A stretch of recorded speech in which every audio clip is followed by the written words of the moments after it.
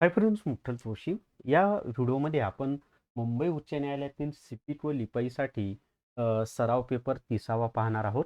आणि या व्हिडिओमध्ये एकूण 30 प्रश्न असणार आहेत आणि सगळे प्रश्न जी के म्हणजे सामान्य ज्ञानचे असणार आहेत. आणि परीक्षेत ज्या पद्धतीचे प्रश्न तुम्हाला ॲक्च्युअलमध्ये विचारले जाणार आहेत तसेच प्रश्न या व्हिडिओमध्ये मी घेत आहे. आणि शिपाईला एकूण 30 प्रश्नांचा पेपर येणार आहे. त्यापैकी साधारणपणे 25 ते 26 प्रश्न हे जी केचे असणार आहेत. मराठीचे 1-2 प्रश्न असतील आणि गणिताचा एखादा प्रश्न असेल. आणि लिपिकमध्ये 90 प्रश्नांपैकी 10 प्रश्न हे जी केचे असणार आहेत. त्यामुळे शिपाई व लिपिक दोन्ही पदासाठी हा व्हिडिओ महत्त्वाचा आहे. व्हिडिओ शेवटपर्यंत पहा. या व्हिडिओला सर्वांनी लाईक करा, शेअर करा आणि विठ्ठल जोशी जे आपले यूट्यूब चॅनल आहे ते सबस्क्राईब करा. तसंच जर तुम्हाला हायकोर्ट पिऊन टेस्ट सिरीज घ्यायची असेल तर प्ले स्टोअरवरून विठ्ठल जोशी ॲप डाउनलोड करा आणि हायकोर्ट पिऊन टेस्ट सिरीज विकत घ्या. त्याच्यामध्ये 30 प्रश्नांच्या आत्तापर्यंत 67 फुल टेस्ट दिलेले आहेत आणि टॉपिक वाईज टेस्टचा विचार केला तर 100पेक्षा जास्त टेस्ट यामध्ये दिलेले आहेत. सुरुवातीला 30 प्रश्नांच्या 30च होत्या, पण आता ते अपडेट करत करत 67पर्यंत पोहोचलेलं आहे. त्याचबरोबर हायकोर्ट क्लर्क टेस्ट सिरीज सुद्धा विठ्ठल जोशी ॲपमध्ये उपलब्ध आहे. याच्यामध्ये 10-10 म्हणजे फुल टेस्ट 10 आहेत आणि 200पेक्षा जास्त टॉपिक वाईज टेस्ट आहेत. चला तर मग आता पहिला प्रश्न आपण पाहूयात. तर पहिला प्रश्न आता तुम्हाला स्क्रीनवर दिसत आहे पहा. आणि प्रश्न असा आहे की जे थॉम्सन या शास्त्रज्ञाने कशाचा शोध लावला. तर आपल्याला सर्वांना माहिती आहे, एक मिनिट पेनचा कलर चेंज करतो, की जे थॉम्सन हे जे आहेत या जे थॉम्सन यांनी कशाचा शोध लावलेला आहे. तर जे थॉम्सन यांनी इलेक्ट्रॉनचा शोध लावलेला आहे. बी हे त्याचं उत्तर आहे. इलेक्ट्रॉन हे त्याचं उत्तर आहे. एक पेन थोडा छोटा करतो. हां, तर जे थॉम्सन यांनी कशाचा शोध लावलेला आहे. इलेक्ट्रॉनचा शोध लावलेला आहे. ठीक आहे. चला त्याच्या पुढे आता दुसरा प्रश्न आता तुम्हाला स्क्रीनवर दिसेल. हिंदूंवरील जिजिया कर रद्द करणारा मुघल सम्राट कोण होता.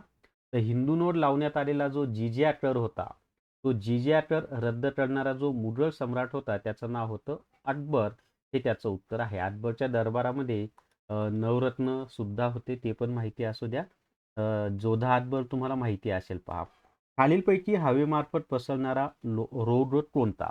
आता हवेमार्फत पसरणारा जो रोग आहे त्याचं उत्तर आहे पहा, मी तुम्हाला सांगतो. पर्याय मला अजून 2 पर्याय तुम्हाला द्यावे लागतील. तर या ठिकाणी सी म्हणजे सी हा जो पर्याय आहे तो आहे पहा नारू. आणि जो डी हा पर्याय आहे, डी इथे दिसत नाहीत म्हणून लिहून देत आहे, तो आहे इन्फ्लुएन्झा हा पर्याय आहे. काय पर्याय आहे. इन्फ्लुएन्झा. आता इथे जर आपण विचार केला तर हवेमार्फत पसरणारा रोग आपल्याला पाहिजे. तर इन्फ्लुएन्झा हा जो रोग आहे ना, हा हवेमार्फत पसरतो. कोणता पसरतो. इन्फ्लुएन्झा. नारूचा तर आता पूर्णपणे नायनाट झालेला आहे आपल्या भारतामधून. नारू आता अस्तित्वातच नाही. या ठिकाणी पहा इथं पर्याय आलेले आहे, ते इन्फ्लुएन्झा हे त्याचं उत्तर आहे. खालीलपैकी भारताचे सर्वोच्च शौर्य पदक कोणतं आहे. तर भारताचं सर्वोच्च जे शौर्य पदक आहे ना, ते आहे पहा परमवीर चक्र हे त्याचं उत्तर आहे. सर्वोच्च शौर्य पदक परमवीर चक्र आहे.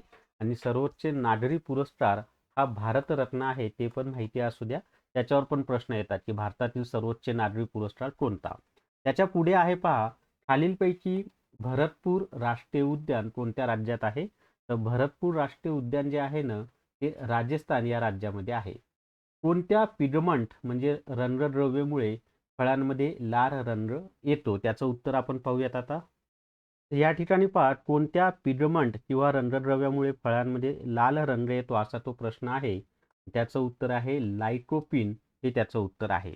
आता 7वा प्रश्न आपण पाहूयात. आणि प्रश्न असा आहे पहा की कांदा कापताना कांद्यातून कोणता वायू बाहेर पडतो. तर कांदा कापत असताना कांद्यामधून अमोनिया हा वायू बाहेर पडत असतो आणि त्यामुळेच आपल्या डोळ्यांना काय होते, जळजळ होते कांदा कापत असताना. खालीलपैकी यक्षगान हे नृत्य कोणत्या राज्याचे आहे. तर यक्षगान हे जे नृत्य आहे ना, हे कर्नाटक या राज्याचं आहे. कोणत्या राज्याचं आहे. कर्नाटक या राज्याचं आहे. गुजरातमध्ये दांडिया असतं पहा, दांडिया. चला त्याच्या पुढे 9वा प्रश्न आहे. भारताच्या भूदल प्रमुखास काय म्हणतात. म्हणजे आपला जो मिलिटरी असतो म्हणजे भूदल जे आहे आपलं, त्या भूदलाचा जो प्रमुख आहे त्याला काय म्हणतात.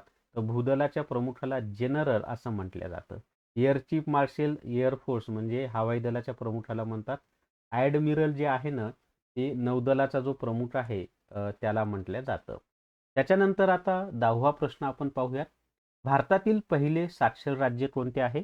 तर भारतातील पहिलं साक्षर राज्य हे केरळ आहे. काय उत्तर आहे त्याचं? केरळ हे भारतातील पहिलं साक्षर राज्य आहे. अजून 20 प्रश्न आपल्याला पाहिजेत मित्रांनो. पण जर तुम्हाला हायकोर्ट रेकॉर्डेड हुडो कोर्स विकत घ्यायचा असेल तर प्ले स्टोअरवरून विठ्ठल जोशी ॲप डाउनलोड करा आणि हायकोर्ट रेकॉर्डेड हुडो कोर्स विकत घ्या. त्याच्यामध्ये कॉम्प्युटर, अंकगणित, बुद्धिमत्ता चाचणी, मराठी व्याकरण, इंग्लिश ग्रामर यांचे रेकॉर्डेड व्हिडिओ दिलेले आहेत. प्लस न्यायालय भरती ई बुक आणि test series, clerk test series असं 400 रुपयाचे 2 कोर्स यामध्ये मोफत दिलेले आहेत आणि या संपूर्ण कोर्सची फी फक्त 500 प्लस GST आहे. निश्चितच तुम्हाला फायदा होईल. चला त्याच्या पुढचा प्रश्न आहे आता 18 नंबरचा प्रश्न आता तुम्हाला स्क्रीनवर दिसेल आणि प्रश्न आहे पहा. पेसमेकर हे डॅश डॅशचा त्रास होणाऱ्या रुग्णांकरिता वापरतात. तर पेसमेकर हे जे आहे ना, हे हृदयाचा त्रास होणारे जे रुग्ण आहेत ना, त्यांच्यासाठी वापरलं जातं आणि खूप परिक्षण हे प्रश्न रिपीट झालेले आहेत बरं का. घटनेच्या कोणत्या कलमान्वये उच्च न्यायालय स्थापन केले आहे? तर उच्च न्यायालयाची जी स्थापना झालेली आहे ना, ती भारतीय राज्यघटनेतील 214 नुसार झालेली आहे. कलम 214 नुसार उच्च न्यायालयाची स्थापना झालेली आहे. आता सध्या भारतामध्ये एकूण किती उच्च न्यायालय आहेत माहिती आहे का? ते एकूण 25 उच्च न्यायालय आहे आणि शेवटचं जे उच्च न्यायालय आहे स्थापन झालेलं ते कोणतं आहे? तर ते आपलं आंध्र प्रदेश राज्यामध्ये मला वाटते अमरावतीला काहीतरी स्थापन झालेलं आहे. ते शेवटचं उच्च न्यायालय आहे. मिशिगन सरोवर कोणत्या देशात आहे? तर मिशिगन सरोवर जे आहे ना, ते अमेरिका या देशामध्ये आहे. अमेरिकेची राजधानी कोणती आहे? तर वॉशिंग्टन DC आहे आणि डोनाल्ड ट्रम्प हे सध्या यावेळेला म्हणजे मार्च 2026 मध्ये आत्ता अमेरिकेचे राष्ट्राध्यक्ष आहेत. तुर्ती, मुर्हा, मेहसाणा या कोणत्या प्राण्याच्या जाती आहेत? तर आपल्याला मुर्हा माहिती आहे, सुरती माहिती आहे. तर ह्या कोणत्या प्राण्याच्या जाती आहेत माहिती आहे का? तर म्हैस या प्राण्याच्या जाती आहेत. हे त्याचं उत्तर आहे म्हैस. त्याच्या पुढे आता 15 नंबरचा प्रश्न आहे. संयुक्त राष्ट्र संघटनेचे कार्यालय कुठे आहे? तर संयुक्त राष्ट्र संघटनेचं कार्यालय न्यूयॉर्क या ठिकाणी आहे आणि न्यूयॉर्क जे आहे हे अमेरिकेमधील महत्त्वाचं असं शहर आहे. खूप महाग असं शहर आहे पहा न्यूयॉर्क. भीमबेटकाच्या लेणी आणि शैलगुहे कुठे आहेत? तर भीमबेटका ही जी गुहा आहेत, प्राचीन गुहा आहेत, लेणी आहेत आणि त्या ठिकाणी चित्र वगैरे त्या गुहेमध्ये काढून ठेवलेले आहेत पहा. तर ते कुठं आहे? तर मध्य प्रदेश या राज्यामध्ये आहे. कुठं आहे? मध्य प्रदेश या राज्यामध्ये भीमबेटका आहे. भीमबेटकावर बऱ्याच परीक्षांना प्रश्न आपल्याला विचारले जातात. थरचे वाळवंट मुख्यत्वे कोणत्या राज्यात आहे? तर आपल्या भारताचं जे म्हणजे भारतीय महावाळवंट आहे त्यालाच आपण थरचे किंवा थारचे वाळवंट असं म्हणतो. तर ते सर्वांना माहिती आहे राजस्थान राज्यामध्ये आहे आणि अरवली पर्वताच्या पश्चिमेला आहे. या अरवली पर्वतामुळेच हे जे थरचं वाळवंट आहे ना, ते म्हणजे पश्चिम उत्तर प्रदेश आणि दिल्लीपर्यंत गेलं नाही. अरवली पर्वतामुळे तो प्रदेश वाचलेला आहे. अरवली पर्वताच्या पश्चिमेला हे थरचं वाळवंट आहे. खालीलपैकी चीन या देशाचे चलन कोणते आहे? तर चीन देशाचं चलन कोणतं आहे? तर ते आहे पहा युआन. चीनचं चलन कोणतं आहे? युआन आहे. येन हे जपानचं चलन आहे. रुपया भारताचा आहे. डॉलर्स अमेरिकेचा आहे. आणि चीनचं कोणतं आहे? युआन आहे. रशियाचं रुबल आहे. ते पण माहिती असू द्या. भारतीय संविधानाची अंतिम व्याख्या करण्याचा अधिकार कोणाला आहे? तर भारतीय संविधानाची अंतिम व्याख्या करण्याचा अधिकार कोणाला आहे माहित आहे का? तर तो अधिकार आहे सर्वोच्च न्यायालयाला. सॉरी, भारताचं जे सर्वोच्च न्यायालय आहे त्याला भारतीय संविधानाची अंतिम व्याख्या करण्याचा अधिकार आहे. खालीलपैकी मिथेन हे कोणत्या प्रकारचे इंधन आहे? तर मिथेन हे जे आहे ना ते वायुरूप स्वरूपाचं इंधन आहे. मिथेन हे कोणत्या स्वरूपाचं इंधन आहे? तर वायुरूप स्वरूपाचं आहे. आपला जो बायोगॅस असतो ना त्या बायोगॅसमध्ये प्रामुख्याने मिथेन असतो. मिथेनलाच मार्स गॅस असं सुद्धा म्हणतात कारण तो दलदलीच्या प्रदेशामध्ये आढळतो. त्याच्यानंतर कोळशाच्या खाणी वगैरे असतात तिथे सुद्धा मिथेन गॅस असतो आणि आपले जे गटाराचं पाणी वगैरे असतो ना त्याच्यातून असे कधी कधी बुडबुडे येताना दिसतात. तर त्या पाण्यामध्ये सुद्धा त्या मिथेन गॅसमुळेच त्या गटाराच्या पाण्यातून आपल्याला बुडबुडे येताना दिसतात.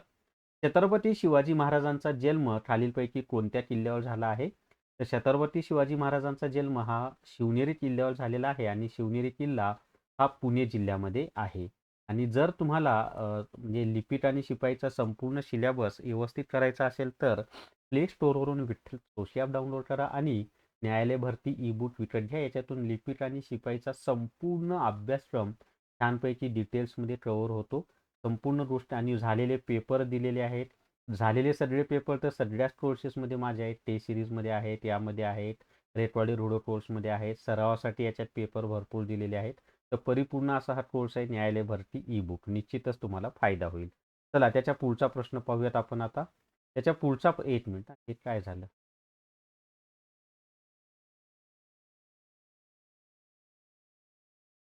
तर पुढचा प्रश्न काय होता आपलं.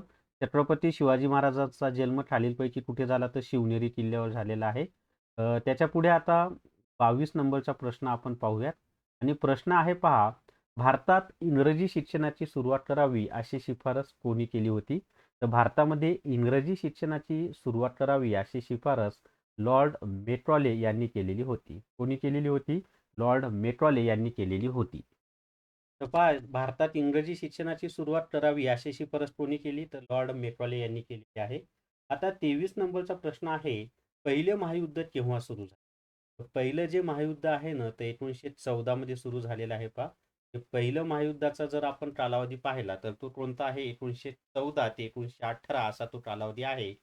पहिलं जागतिक महायुद्ध हे कधी सुरू झालेलं आहे तर 1914 मध्ये सुरू झालेलं आहे. आणि 1914 ते 1918 या कालावधीमध्ये हे पहिलं जागतिक महायुद्ध झालेलं.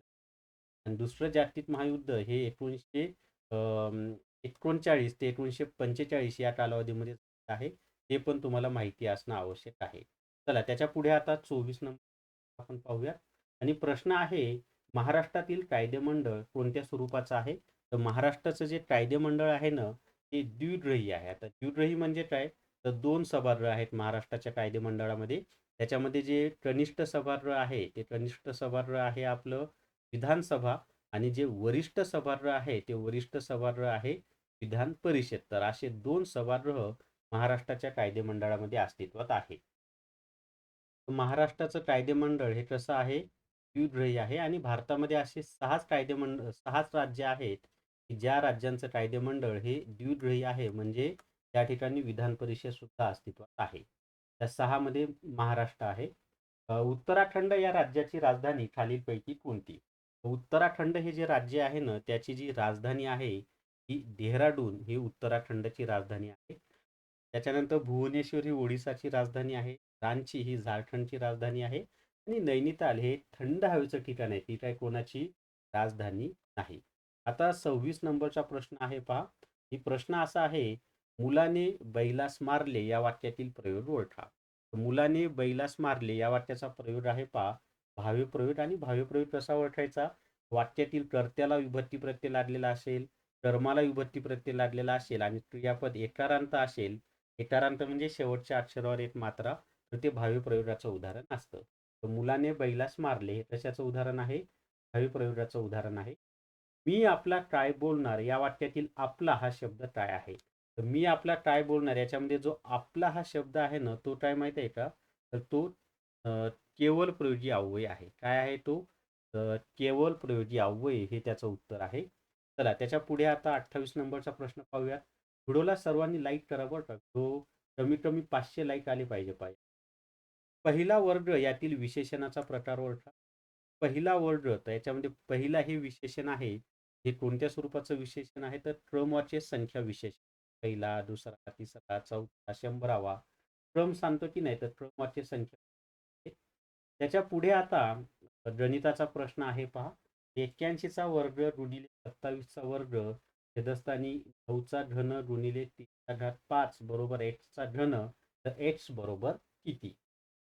आता हा प्रश्न कसा सोडवायचा माहित आहे का, तर या ठिकाणी जर आपण पाहिलं 81 म्हणजे कितीचा वर्ग असतो, 9चा वर्ग. म्हणजे त्यालाच तुम्ही असं लिहू शकता, 9चा वर्ग म्हणजे 81 आणि त्याचा वर्ग गुणिले 27 हा कितीचा घन आहे, 3चा घन आहे. म्हणून कंसामध्ये 3 चा घन, 3चा घन म्हणजे 27 आणि त्या 27चा वर्ग छेदस्थानी तर 9चा घन गुणिले 3 चा घात 5 बरोबर x चा घन. आता एक लक्षात ठेवायचं, 9चा इथं जे आहे हे वर्गाचा असं या स्वरूपाचा असेल तर यांचा गुणाकार करायचा असतो. मग बे दोन्ही 4 ते काय होणार आहे 9चा घात 4 गुणिले ते 3 दोन्ही 6 3चा घात 6 छेदस्थानी इथं 9चा घन गुणिले 3चा घात 5 बरोबर चा घन. मग आता हे 9चा घात 4 भागिले 9चा घात 3 केलं पाया समान असेल आणि भागाकार असेल फक्त घातांची वजाबाकी करायची. 4 मधून 3 गेले ते राहतात किती तो इथं वर लिहितो गुणिले सेम तसंच पाया समान आहे 3 म्हणून 6 मधून 5 गेले राहिला 8 चा घात 8 बरोबर 8 चा घन. मग 9 त्रिक 27 27 बरोबर x चा घन. तर 27 कशाचा घन आहे 3 चा म्हणून x बरोबर काय येते 3 येते. आपल्याला तेच विचारलं होतं तर त्याचं उत्तर 3 हे त्याचं उत्तर समजले. x ची किंमत किती आलेली आहे 3 आलेली आहे आणि मी तुम्हाला सोडून दिले कशा पद्धतीनं. त्याच्या पुढचा प्रश्न आहे पहा 0.018 ही संख्या 10चा घात वापरून कशी लिहाल. तर ही संख्या कशी लिहिता येते माहिती आहे का त्याचं उत्तर आहे पहा या स्वरूपाचा जर प्रश्न असेल की याच्या 10चा ही संख्या 10चा घात वापरून कशी लिहाल. इथं इथं पहा इथे सी मध्ये जे दिलंय ना 1.8 गुणिले 10चा घात वजा 1 या स्वरूपाची आपण लिहू शकतो. आता त्याचे नियम आहेत ते नियम एवढे डीपमध्ये सांगत बसतो घातांकाच्या नियम आधारित दोन्ही प्रश्न घातांकाच्या नियम. तर या स्वरूपात आपण तिला लिहिता येतं की हे त्याचं उत्तर आहे की जर तुम्हाला हे पिऊन टे सिरीज घ्यायची असेल तर प्ले स्टोअरवरून डाउनलोड करा आणि हायकोर्ट पिऊन तसंच हायकोर्ट क्लर्क टे विठ्ठल ॲपमध्ये आहे. या व्हिडिओमध्ये या व्हिडिओला सर्वांनी करा थांबूयात. धन्यवाद.